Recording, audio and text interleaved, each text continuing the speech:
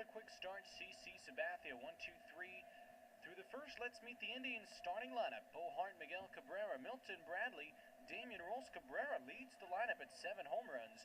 Jose Contreras on the mound. Third start, 1-1 of the 3.60 ERA. Kearns, Peralta, Holguin, Bagwell, Lecroy has not yet hurt the Indians behind the plate.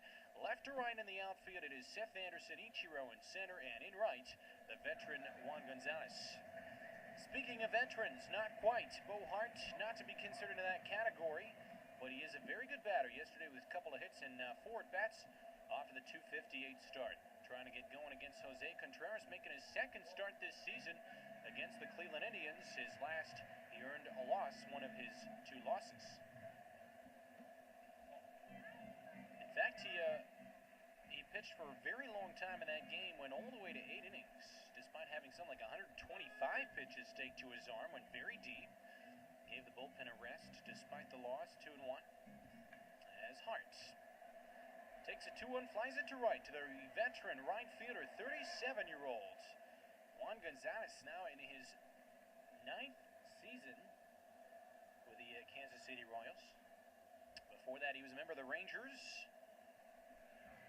He's spent some time with a lot of ball clubs. Here's a young guy, Miguel Cabrera, 310, 7 homers, and he leads the major leagues with that number, 7 home runs, and one of them yesterday. Is now homered in 3 straight games, and that is not a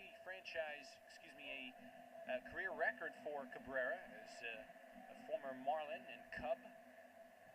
He has done that quite a bit. He knows the home run numbers, a very good young ball player ever since his first major league at bat with the Marlins back in 2003, eventually winning it all. And I remember that home run he hit against Roger Clemens, his very first at bat against him. That's popped up. First base side, Bagwell, and there are 2 down.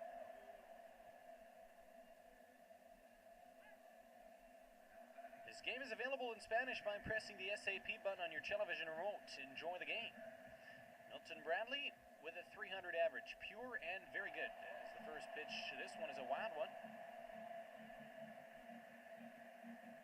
Bradley ending last season at 304, trying to really have a good offensive year. You cannot say that he has not had them, but he wants to go even better. This guy's challenging himself constantly, and that might be a recipe to hitting the 101 home runs that he hit last year.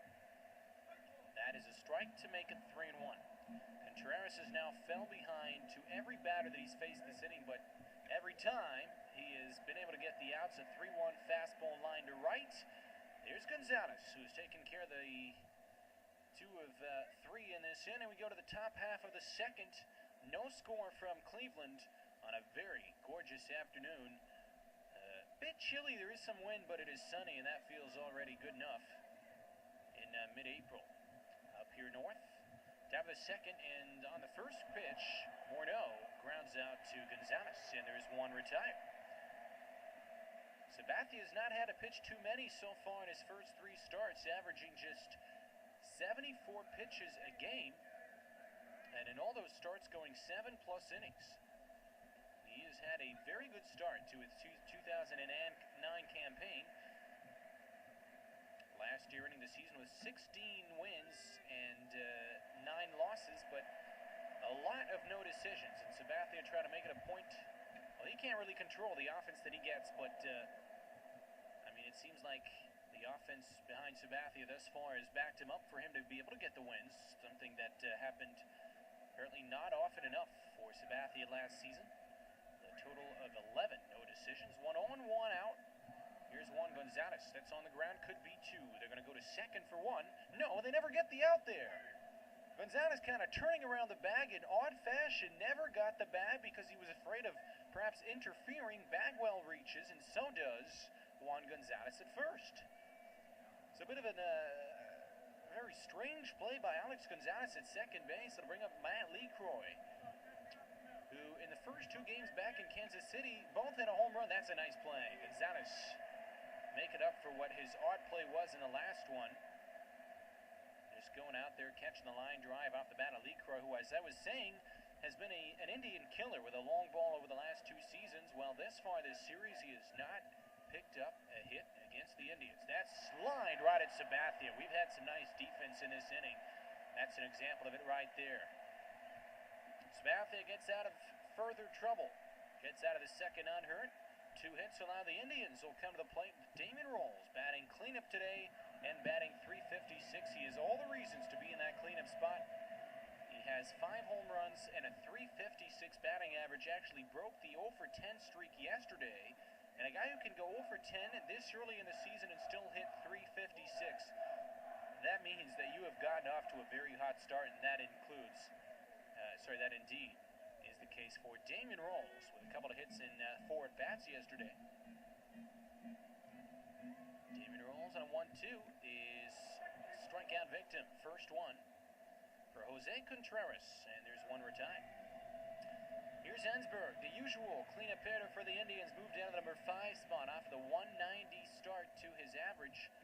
A guy who signed a multi-million 88 4-year deal during this offseason to remain with the Indians, and a home run hitter certainly does carry that label with 88 home runs last season. That is on the outside corner for a strike, 2-1.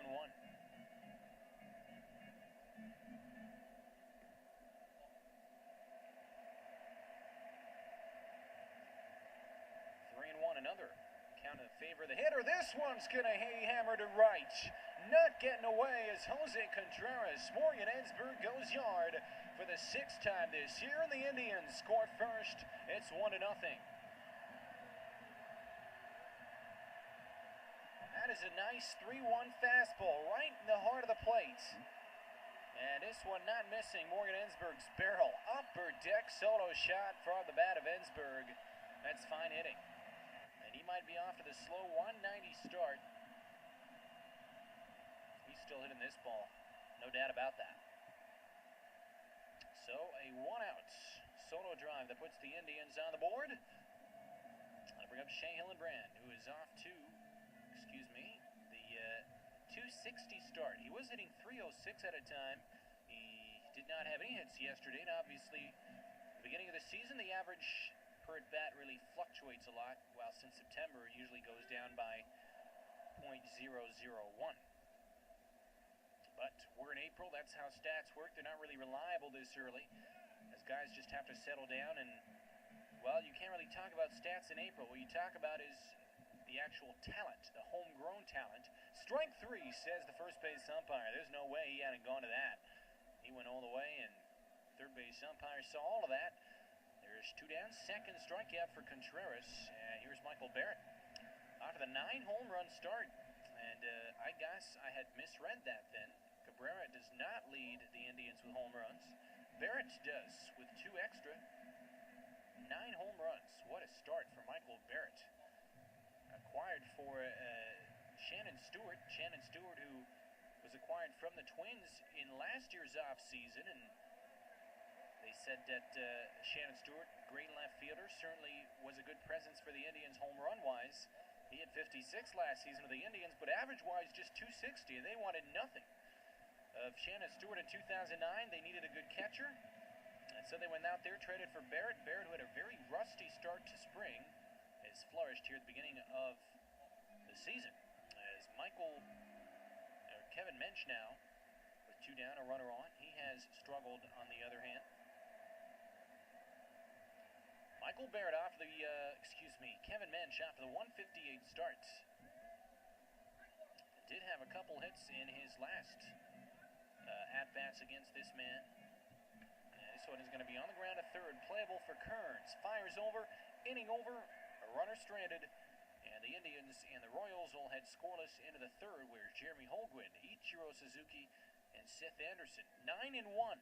The batters for the Kansas City Royals, red hot thus far this season. Just Jeremy Holguin off the 351 start. Pops it up second base. He's out number 1. A lot of guys chasing that first pitch against Sabathia. As I mentioned, he has not run into deep pitch counts all season long.